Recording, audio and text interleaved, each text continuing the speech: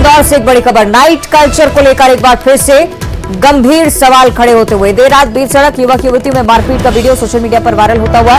भोलाराम उस्ताद मार्ग पर कार टकराने को लेकर विवाद हुआ था। कार सवार युवकों के साथ मारपीट की सूचना सामने आ रही है। बीच रोड पर जमकर बवाल होता रहा। भंवरकुआ थाना क्षेत्र का ये पूरा मामला। तस्वीरें आप देखिए इंदौर से।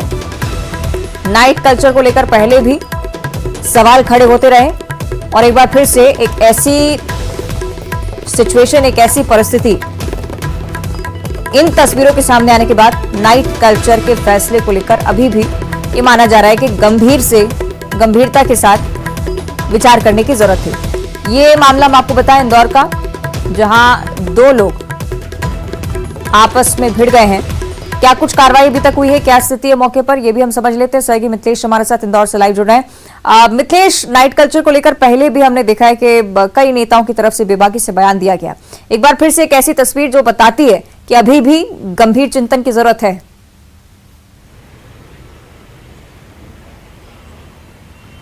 देखिए, इंदौर में नाइट कल्चर जब से शुरू हुआ है तभी से सवालों के कटघरे में है।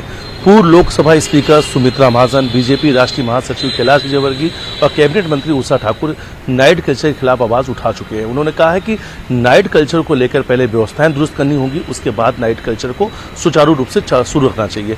लेकिन देखिए, नाइट कल्चर जब से शुरू हुआ लगातार मारपीट के तमाम अलग अलग जो वीडियो सामने आए हैं, उससे इंदौर को कहीं ना कहीं शर्मिंदगी भी महसूस करना पड़ा है। कहीं इंदौर को शर्मिंदगी महसूस कराने वाले वीडियो भी सोशल मीडिया पर वायरल हुए थे। अब फिलहाल देखिए, अब जो ये वीडियो वायरल हो रहा है सोशल मीडिया पर, इसे इंदौर के भंवरकुआ थाना क्षेत्र के भोलाराम उस्ताद मार्ग का बताया जा रहा है।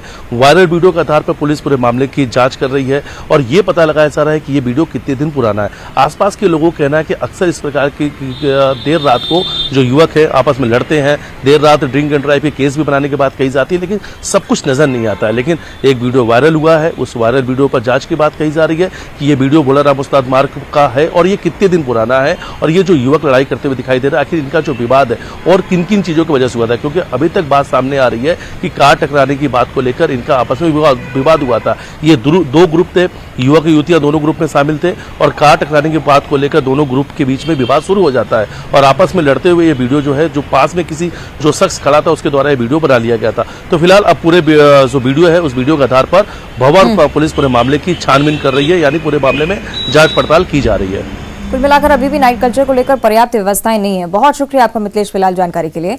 आगे बढ़ते हैं भोपाल से अगली बड़ी खबर, जहां पंडित धीरेन्द्र शास्त्री के बाद अब पंडित प्रदीप मिश्रा की कथा छिंदवाड़ा में होने वाली है। पंडित प्रदीप मिश्रा 5 सितंबर से कथा पढ़ेंगे। 9 सितंबर तक कार्यक्रम का आयोजन, छिंदवाड़ा में ही कथा का आयोजन है। 5 दिनों की ये कथा। पहले जब पंडित धीरेन्द्र शास्त्री यहां पर पहुंचे, कांग्रेस में भी हलचल की स्थिति थी। कई नेताओं ने विरोध भी किया इस बात का, लेकिन अब आप देखिए हिंदुत्व की राह पर जो कांग्रेस आगे बढ़ रही है, लगातार धार्मिक आयोजन। एक तरफ छिंदवाड़ा में पंडित धीरेन्द्र कृष्ण शास्त्री की कथा का आयोजन था और अब पंडित प्रदीप मिश्रा के शेड्यूल को लेकर जानकारी। ये माना जा रहा है कि 5 तारीख से कथा का आयोजन है। 5 सितंबर से 9 सितंबर तक भव्य आयोजन छिंदवाड़ा की धरती पर और आयोजक वही कमलनाथ और नकुलनाथ की तरफ से भी इसमें पार्टिसिपेशन हमने पहले भी देखा। पंडित धीरेन्द्र कृष्ण शास्त्री की आरती उतारने को लेकर बवाल भी कांग्रेस में खूब मचा, लेकिन अभी भी उसी ट्रैक पर कांग्रेस आगे बढ़ती हुई पंडित प्रदीप मिश्रा के कथा का आयोजन छिंदवाड़ा में करवाया जाए। 5 दिनों तक कथा चलेगी। 5 सितंबर से लेकर 9 सितंबर तक छिंदवाड़ा में होंगे पंडित प्रदीप मिश्रा रामकथा का आयोजन होगा।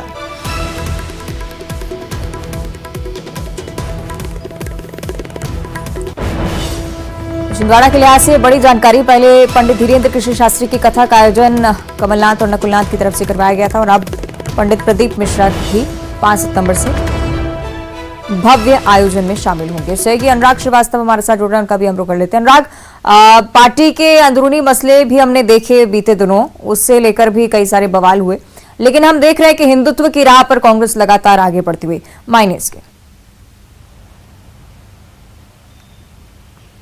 बिल्कुल, देखिए साफ तौर पर यदि हम छिंदवाड़ा की बात करें तो वहाँ पर कमलनाथ और नकुलनाथ के बैनर तले या उनके नेतृत्व में ये पूरा का पूरा कथा का आयोजन कराया गया, जिसमें बागेश्वर धाम सरकार के पंडित धीरेन्द्र शास्त्री ने कथा पढ़ी। 3 दिन तक ये कार्यक्रम चला और उसके बाद अब पंडित प्रदीप मिश्रा की कथा कराने की तैयारी है। सितंबर में 5 सितंबर से ये कथा का आयोजन होगा। लेकिन सबसे बड़ी बात है कि कथाओं का सहारा विधानसभा चुनाव से पहले लिया जा रहा है और इसको लेकर न सिर्फ राजनीति हो रही है, बल्कि कई तरह के जो है आरोप भी लगाए जा रहे हैं। कल ही मुख्यमंत्री शिवराज सिंह चौहान ने कमलनाथ के छिंदवाड़ा में जो कथा कराई जा रही है उस पर अपनी टिप्पणी देते हुए कहा था कि चुनावी हिंदू हैं। इसी के जवाब में कमलनाथ ने कहा था कि 15 साल पहले उन्होंने हनुमान का मंदिर सिमरिया में बनाने का काम किया, लेकिन कथाओं के सहारे कैसे अपने हिंदुत्व की छवि को विकसित किया जाए, कैसे अपने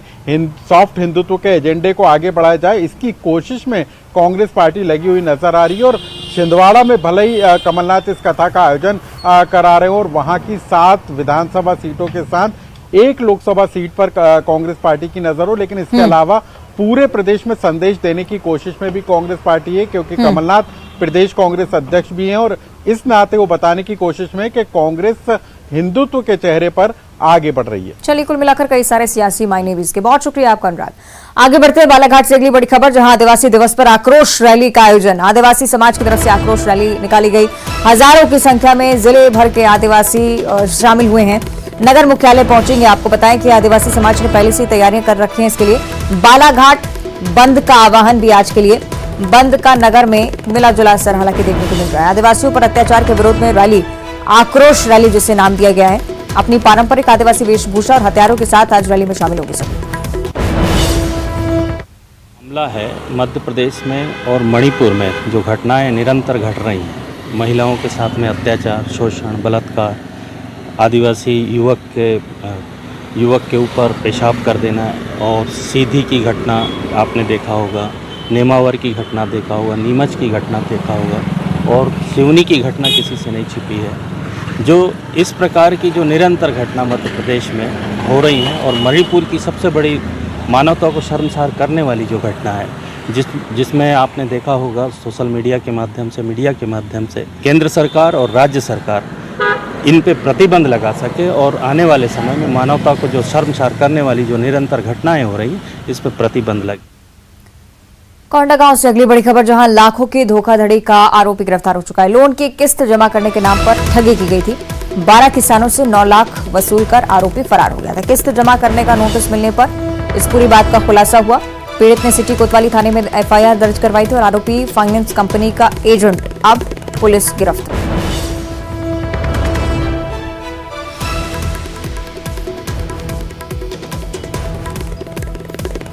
कोंडागांव से बड़ी खबर, किस्त जमा करने के बाद जैसे नोटिस मिला उसके बाद इस पूरे मामले का खुलासा, ठगी का एहसास होने पर एफआईआर दर्ज करवानी पीड़ित पहुंचा। आरोपी गिरफ्तार हो चुका है।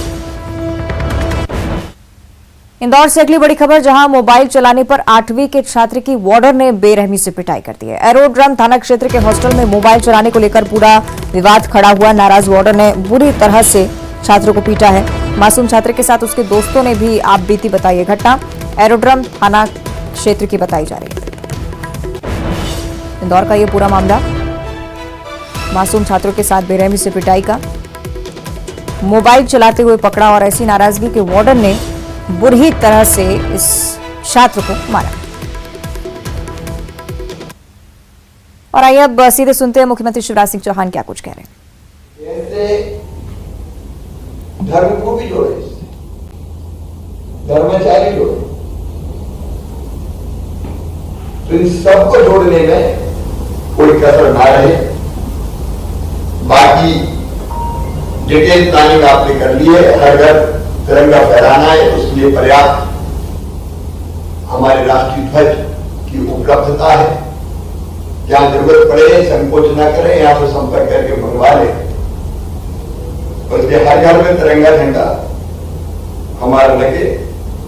अमृत उद्यान को जरा एक बार ढंग से देखिए कि 75 पौधे हमको लगाने हैं और लगाकर उनको बचाना भी, तो हड़बड़ में जल्दी में ऐसा ना हो कि कहीं लग जाए और बाद में उसकी भी डिटेल प्लानिंग आप लोग कर लें।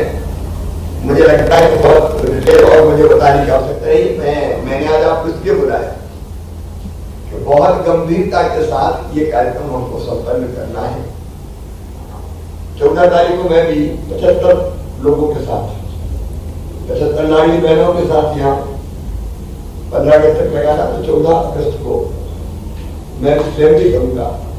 और राष्ट्रीय ध्वज लगाने का कार्यक्रम भी सामूहिक रूप से अगर शुरू होता है कि लोग ध्वज लगा रहे हैं, मैं कहीं लगवाने जाऊं, मंत्री कहीं लगवा, हम लोग लगाए अपने अपने घरों पे, तो उसको भी एक प्रेस पे, मीडिया में, सोशल मीडिया में चर्चित करना चाहिए, ताकि बाकी लोगों को भी ढंग से प्रेरणा मिले कि इन्हें लगा दिया, मैंने तिरंगा झंडा फहराया, आपने फहराया, तो इससे भी वातावरण बहुत तेजी से बनता है।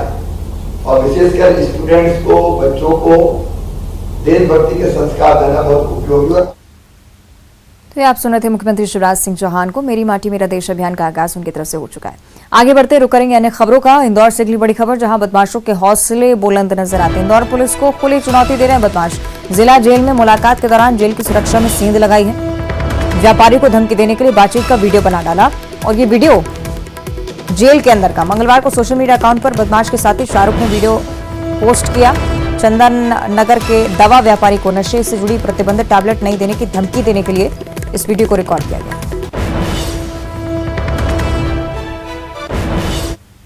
रायसेन से अगली बड़ी खबर, जहां नाबालिग लड़की को अगवा करने की कोशिश की गई है। बरेली नगर में नाबालिग को कट्टे की नोक पर अगवा किया गया।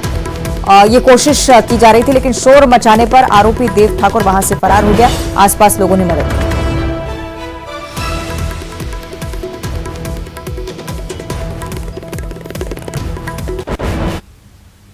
निवाड़ी महिला थाना प्रभारी रजनी सिंह चौहान की तबादले के बाद उन्हें यादगार विदाई दी गई। रजनी सिंह चौहान के चाहने और उनके मानने वालों ने पूरे नगर में विदाई चल समारोह का आयोजन किया। तस्वीरें आप देखिए। विदाई समारोह में डीजे के साथ साथ फूल माला लाई गई, बग्गी पर बैठकर उनका स्वागत। और उस दौरान थाना प्रभारी रजनी सिंह भावुक होती नजर आई। सभी सहयोगियों को धन्यवाद किया। आपको बताएं कि रजनी सिंह का तबादला शिवपुरी जिले में हो गया है। निवाड़ी महिला थाने में पहले 23 महीने से वो पदस्थ थी। कैसे करा दें थाने में रिटेक? थाने में करा दो रिटेक। और इसी के साथ बुलेटिन में इतना ही। नमस्कार।